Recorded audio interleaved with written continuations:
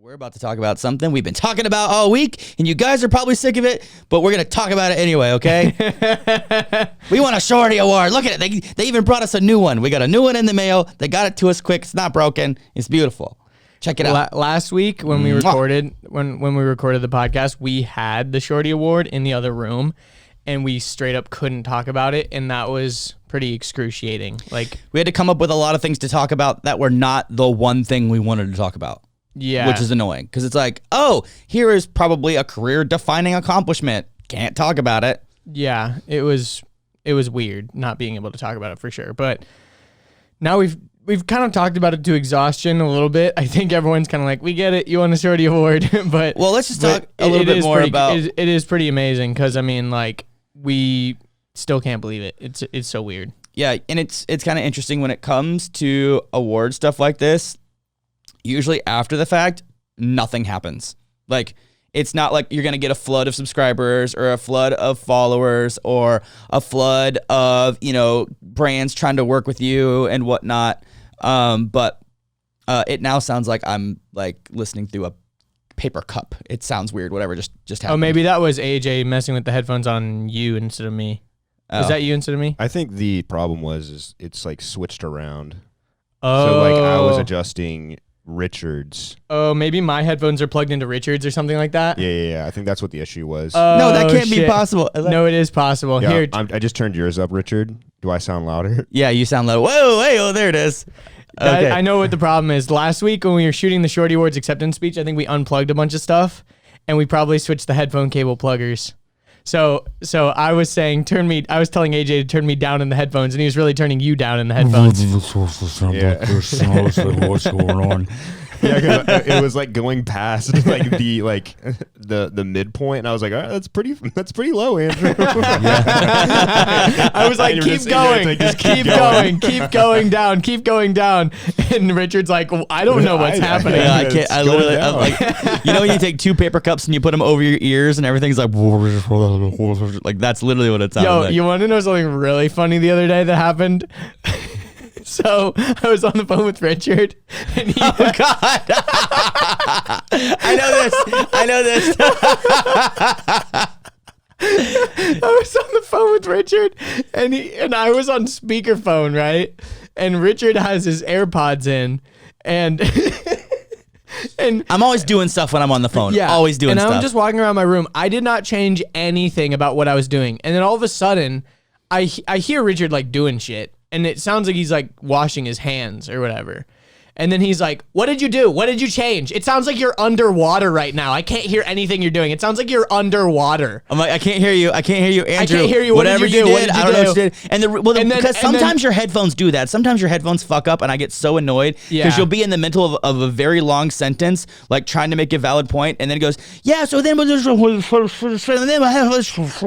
know what happens typically? It's like I'm wearing my headphones and the microphone's over on the one side, and then I'll turn my head to like do something else. So then it's like not going straight into the microphone, and it's really dumb or whatever. So that's why I always immediately correct you. I'm like, I can't hear you. And you're like, I haven't done anything different. I'm like, it sounds like you're underwater. Okay. So then I change it to not speakerphone, and I just do the normal phone. And you're like, oh, that was so much better. And I still hear the water, and I go, hey, and I go, I know what changed.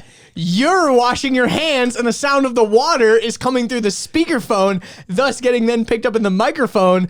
And so that's the sound. You're the one who did something. Like, it sounds like you're underwater. It sounds like you're underwater. Maybe if you weren't washing your hands so goddamn loud, you'd be able to hear me.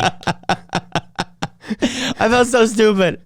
I was mad because like, he's like, it sounds like you're underwater. It sounds like you're underwater. And I'm like, I didn't do anything because I heard the water too. And I'm like, that's coming from you, not me. But it was like so loud, the hand washing. Yeah. It was getting picked up in the microphone and then getting transmitted back to your ears. I don't know if it was hand washing or if it was a dish or if it was something. But whatever. The sink was running. Something involving the sink. And I'm like, dude. That's not me. But anyways, that was really funny. Okay, few quick things about Shorties. For all you listeners, I want you to know about this. So, one, doing the acceptance speech not in person was really hard. And if it ever came off, like I'm speaking for myself here, like any type of like disingenuousness or like fakeness or whatever, like that's not my intent at all. I'm sorry, but I know that like in the like some of the behind the scenes clips on the vlog, like at one point I was like, oh, I feel so fake. And that has nothing to do with my emotions being fake. It has to do with the fact that I was pretending. I was acting like I was excited, even though it hadn't happened yet. So well, we had to pretend like we just found out, even though we had found out like a few days before, and then we already gotten the award, and we've already unboxed it, and we've already like scripted out this whole thing. Yeah, because we had to do it in 30 seconds, which we probably had the shortest acceptance speech, honestly, and the best one, honestly. I think like our speech slapped. And then also a little thing, I went in on the channel and I privated a lot of videos that were not typical Wheels to Walking videos. So like all the virus vlogs, those got unlisted. All like the two where I was like in the hospital got unlisted, and like a few other little ones that just didn't make a lot of sense. So what I've done is, if you're looking for those and you can't find them, being like, dude, what were these videos? I was watching them, they meant a lot to me. Go look in the playlists. I've created playlists that have those videos. They're just not on the main channel. And I wanted to do that just to kind of spruce up the channel a little bit, because I knew that there was going to be a lot of people not a lot of people, but I knew there was going to be some people coming and looking. And did we even have like an uptick in anything? No. I mean, I've seen no significant change in anything. Like, the thing is, I feel like people typically would want to watch the Shorty Awards to see like how their favorite people like interact in real life and stuff. And this was like live streamed, so it was almost kind of just like watching a shittier version of one of their YouTube videos. It was weird. You know what I mean? The Shorty Awards was weird. And I don't want to be too critical because it's still the Shorty Awards, but like I mean, it's the first time for everything. I mean, obviously, this is new territory that no one knows where we're at and what we're doing, but it seemed like the people that they had doing, like, the hosting were not doing a very good job. Dude, JB Smoove. Yeah. I'm just going to go ahead and say it. He fucking sucked. Yeah. Like, hate to be critical of the Shorty Awards, but, dude, that guy, like, we were watching the beginning and we are like, how is this what's happening? Like, we all wanted to turn it off. The only reason why we weren't turning it off was because we were winning an award and filming a video. I mean, even my family and even my mom, who's like the most supportive person in the world, was like, okay, now that you won, like we can turn this off, right? And I'm like, yeah, we're like, even my sister who's in Kansas City was watching with us. She's like, all right, this is boring, bye. And like left. I'm like, ooh, ouch. I can't be too critical of uncharted territories, because I mean, like, just like I briefly mentioned in the virus vlogs, like that's completely uncharted territory that we had no idea what we were doing, and really just kind of grasping at straws, trying to make happen to stay consistent in a time where things were weird. And we were also, trying to launch the merch, which, is which I don't know what I'm trying to make. Since I'm trying to make, we were trying to make merch. Trying to launch the merch. I don't know what I'm trying to make, man. Yeah. I'm trying to make money. That's what I'm trying to make. You know what I'm saying?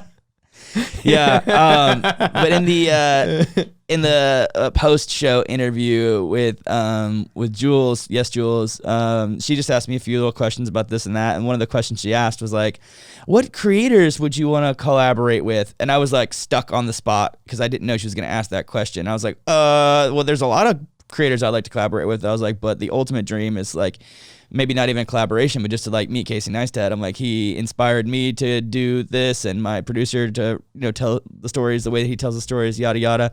But thinking back, I'm like, oh, I would want to do something with like Simone Yetch or Yurts or Getch or however you say her name. I think it's Gertz. I don't know. Whoa, I just drooped so hard.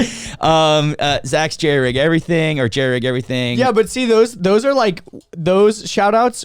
I feel like we can already make those things happen because we're like literally already connected to Cambry and stuff. Like, yeah, I feel like the Casey one was a good shout out because that one, even though we are like one connection away, like we already did a video with Louis and he's like lives close to Casey and is friends with Casey. You know what I mean? And we got to meet Jesse, which is also a part of their inner circle. So I think eventually, like, this is what I said to the guys at the end of the interview. I'm like, I have no expectations on meeting anyone or doing any collabs ever. I just know if I continue to put out consistent quality content, the right people are going to see it. Hope you enjoyed that clip. If you want to watch the full episode, you can click right here. If you want to subscribe to the channel, you can click right here. If you want to watch more clips, we got 2 more right over here.